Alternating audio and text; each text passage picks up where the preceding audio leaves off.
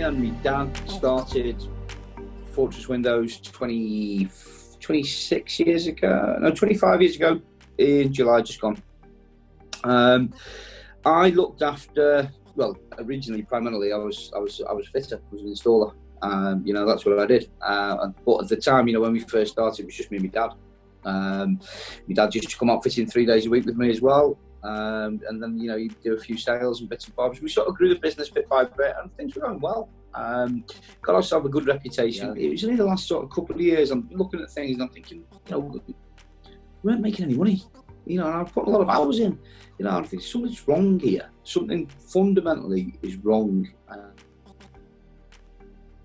So obviously, I approached Mike and I said, listen, no, this is the situation. This is where we're at the moment. And, you know, Mike knows his stuff. There's no doubt about it. And I think we both agreed. I think the best way forward would be to draw a line under the old company, as it were, and move forward with a new company that I've put things in place that would allow me to have a better understanding of the business from scratch, and work out the operating budget and the overheads of what we needed to turn over to achieve a profit, basically. And looking at it now, we just needed to streamline things and put everything into perspective as to who can do what job and when. Now we've introduced stage payments as well, which is a major factor for cash flow, which has been really good for us. To take a step back and structure the business and see what my overheads are. I know what it costs us to go and do a job. So now when Mrs. Jones rings up and says, you know, oh, I want a new lock for my door, yeah, okay, the lock's going to be £55, but it's going to cost us, well, it's going to cost her £85 plus the VAT for that hour for us to do that. Whereas prior to that, we were taking on loads of work, which seemed like a lot of work at the time, and charging £30 to go and change a door barrel. Well, it should have been £85 to go and change the door barrel, because that's what it costs us to still make a profit and still carry on as a business. The other thing that we've introduced as well is stock control.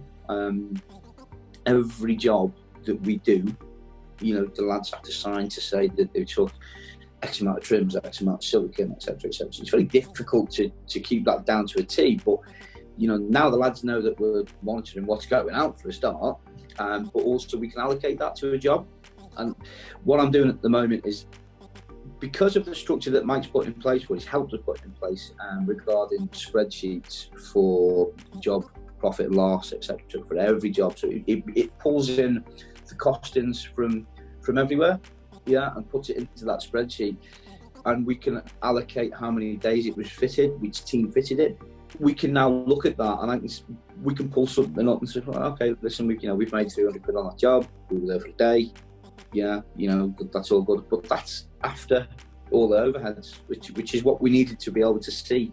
So every 20 or 30 jobs that we now do, and I can sit down and literally just go through and just say, okay, there's profit in that, there's profit in that, there's profit in that.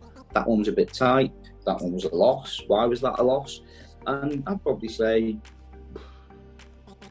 1, maybe 2 in every 20 jobs that we've done. I've looked at now, and I've got that information in front of me, and I can say, right, okay, there is a loss there. Why was there a loss there? Oh, right, it's because we've had to send the team back. You know, it was one door, and it was sent with the wrong handles or whatever, and I have to send somebody back, which was another 2 hours because it was 40 minutes there and 40 minutes back, etc.